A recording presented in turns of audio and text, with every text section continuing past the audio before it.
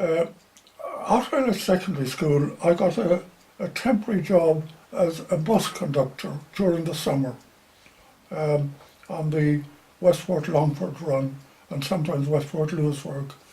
And then the war started in 1939 and that job went. And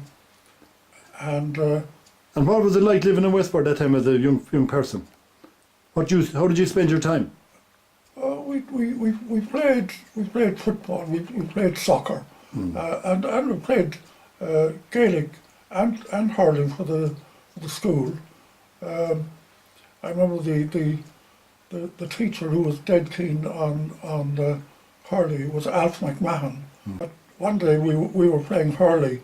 Alf always played with us, and I know Alf was swinging his hurley, and I hooked my hurley around it, and he brought it down, and he split his head open to the joy of everybody in the school. But actually, he was a great sportsman about it, I must say, although he was bleeding profusely. And did you dance or films, or what did you do? Yes, Westport was a great place for dances. And where was the hall? The hall was in James's Street. How was it called? It was where the boxing club and the country markets is. That was the cinema. It was called the Ideal. The Ideal, yeah. The Ideal. The Ideal. Yes. The Ideal dance hall, was it? Yeah. And it was and it was a cinema as well. And how about, was there one up in Harkin Hill at that time, or was it after your time? Well, there was the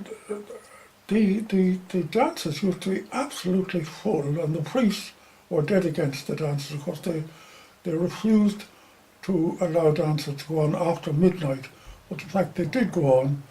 But they would get in bands from England, all the top bands like Sylvester and these people at that time would come and play in Westport.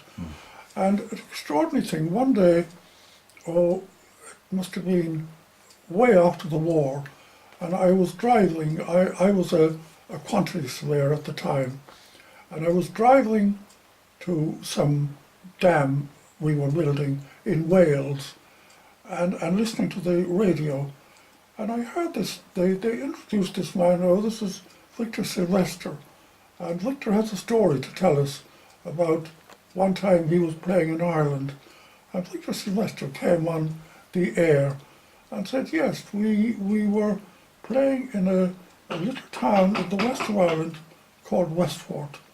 And he said, when we came into the town, he said, I said to the man who'd organised this thing, had he produced a grand piano?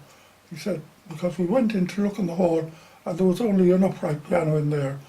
And this man said, there, he said, is the grandest piano in the west of Ireland. And Victor Sylvester actually told that story on the air in England. In England, and you heard it. 20, 30 years later. Okay.